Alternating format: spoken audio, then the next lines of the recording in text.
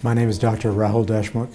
My area of focus is in sports medicine and joint replacement, and I work at Southeast Orthopedic Specialists. Most patients that come in to see me are looking for help with problems with either shoulder pain or knee pain. Patients can and should expect from me and my team to be treated like family, to be listened to be heard, to have us understand their goals and do our absolute best to meet their expectations. We will provide a conservative treatment plan and never push to surgery. Surgery for me or my family would be the last option. So it's not something that we force on patients. It's never something we talk people into.